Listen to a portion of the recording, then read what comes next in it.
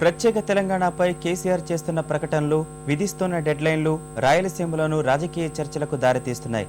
ఒకవేళ రాష్ట్రం విడిపోతే రాయలసీమ పరిస్థితి ఏమిటన్న ప్రశ్న ఇక్కడి మేధావుల నుంచి వ్యక్తమవుతోంది.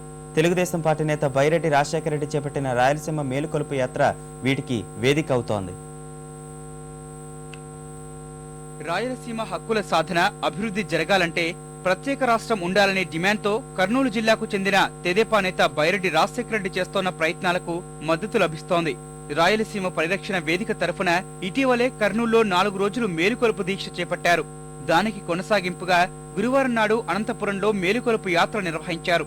ఇందులో భాగంగా శ్రీకృష్ణదేవరాయ విశ్వవిద్యాలయంలో ప్రొఫెసర్లు విద్యార్థులతో సమావేశమయ్యారు. ఉమ్మడి మద్రాసులో ఉన్నప్పుడు బాగానే ఉన్న రాయలసీమ ఆ తర్వాత ఆంధ్ర రాష్ట్రం సమైక్యాంధ్రప్రదేశ్లో తీవ్రంగా నష్టపోయిందన్నారు. అపార ఖనిజ సంపదకు నిలవైన బళ్ళారి, ప్రకాశం జిల్లాలను పోగొట్టుకోవాల్సి వచ్చిందన్నారు. రాష్ట్ర విభజన జరిగితే రాయలసీమ ప్రజలు ఆంధ్ర, తెలంగాణకు అంటరాని వారిగా మిగిలిపోతారని అన్నారు. ఎస్కే విశ్వవిద్యాలయం ఆచార్యులు బైరెడ్డి వాదనకు మద్దతు తెలిపారు. తెలంగాణ ఉద్యమానికి ఉస్మానియా యూనివర్సిటీల, భవిష్యత్తులో రాయలసీమ ఉద్యమానికి ఎస్కేయు వేదిక కావాలని ఆకాంక్షించారు.